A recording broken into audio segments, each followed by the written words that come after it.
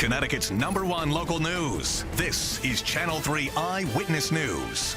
Good morning, everyone. Thank you for joining us on this Friday morning. I'm Wendell Edwards. Our top story today, the ongoing baby formula shortage that is now creating a pipeline for scammers looking to make money off desperate parents. New data shows baby formula supply in Connecticut is between 40 to 50% out of stock. Other states across the country are dealing with the far worse shortage. Channel 3 Eyewitness News reporter Audrey Russo shows us how the supply chain shortage is just making everything worse. It's crazy. It was like the toilet paper and the sanitizer when everybody was looking for toilet paper and sanitizer. Gone off the shelves. Bare shelves turning into a parent's nightmare as they try to feed the youngest and most vulnerable children. A shortage of baby formula has caused retailers to limit purchasing in an effort to stop panic buying. While federal officials are trying to crack down on price gouging and streamline imports, they're also making sure the manufacturing of formula is safe here at home. Abbott's Nutrition recalled several of its top-selling formulas after babies developed bacterial infections, causing a shutdown of their facility. But again, I'd go back to why this decision was made in the first place, which was to save babies' lives. And the FDA is not going to approve manufacturing again unless they are certain of the safety. In Connecticut, new numbers show the amount of sold-out formula stock ranges between 40 and 50%. Though cleaned-out stores are bringing back bad memories from early on in the pandemic, the Connecticut Better Business Bureau is warning parents that turning to online sales isn't necessarily safer. Throughout the pandemic, we've been spending a whole lot of time online, and so have the scammers. So online purchase scams have increased so much during the pandemic. For Channel 3 Eyewitness News, I'm Audrey Russo. Gas prices are climbing at the pump this morning. Experts say these high prices will stick around for a while. According to AAA, the statewide average here now, $4.40 a gallon. That's 3 cents higher than just yesterday and 16 cents higher than this time last week. There are ways, though, you can save a little. The Channel 3 Pump Patrol has the lowest places to fill up in the state right now. You can find a list on our app. We have breaking news, an update for you this morning. Billionaire Elon Musk says his plan to buy Twitter for now is temporarily on hold. He tweeted new details concerning spam accounts that have paused the $44 billion deal. The news sent shares of Twitter down more than 20% in pre-market trading, and stocks of Tesla, though, rose by 5%. 7:02. Hi, everybody. Good morning. Let's check out our Doppler. It is dry, but there is a little bit of mist out there and fog. We are greeted with a lot of fog this morning as reduced visibility is all across Connecticut. Exercise caution as you're driving around. Let's take a look at the visibility. Improving a little bit in central Connecticut along the Connecticut River Valley. 5 at Bradley, 3 at Brainerd, 4 in Meriden, but we still got goose eggs in Chester, a half a mile in New Haven, 1 1.25 mile in Groton. Not too particularly good out there.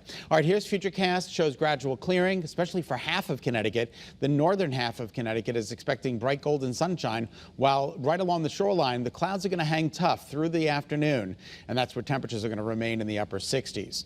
Now, tomorrow, we wake up to a little bit of cloud coverage, but we are expecting partial sunshine, a warm and muggy day tomorrow, and then some scattered showers rolling through the state, possibly Saturday evening through Sunday morning. So just Saturday night through Sunday morning, the timing looks like it's on our side.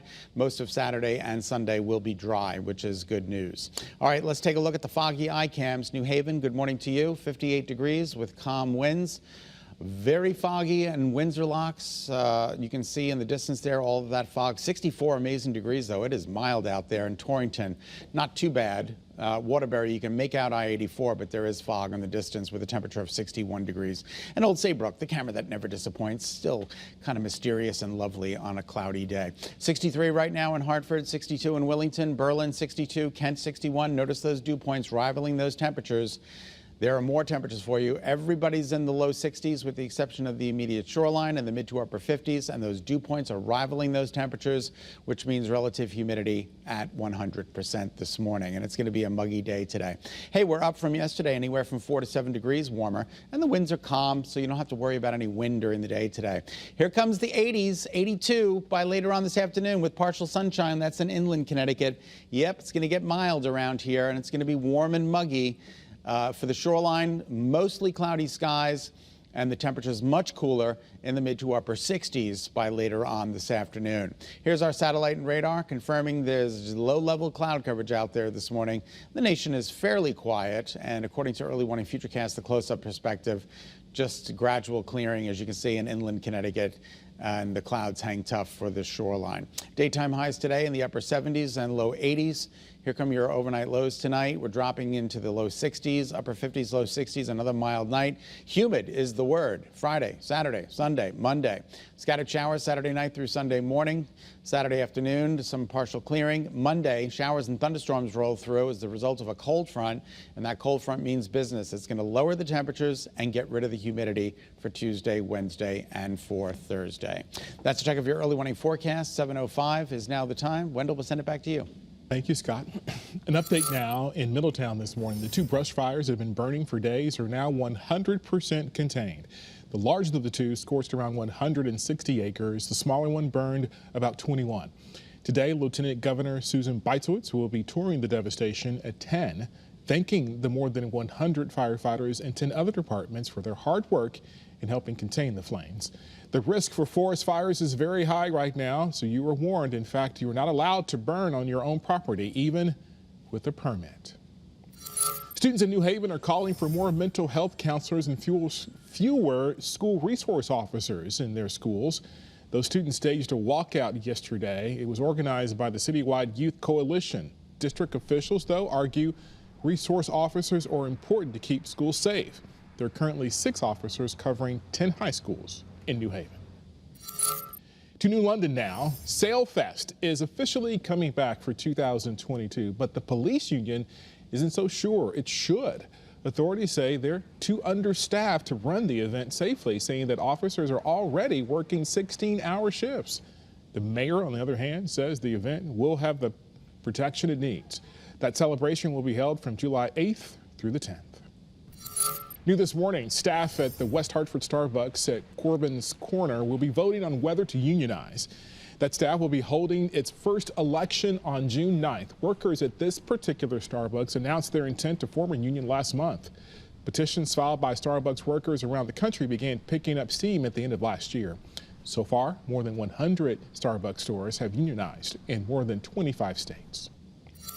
And students will return to class today after they had quite the bear scare in Southington. A teacher spotted a huge black bear yesterday morning at Strong Elementary School. The bear was seen just as buses were arriving.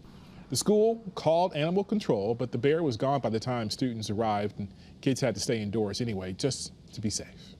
We couldn't go outside, so we were just watching out for the bear. Then animal control came outside. It was just a mess. Deep says now is a good time for bears as they forage for food, but experts remind all of us never approach or feed a bear. We thank you so much for tuning into Eyewitness News. Remember, you can get news weather updates anytime on the Channel 3 app. So have a great Friday and a great weekend. So take a live look outside.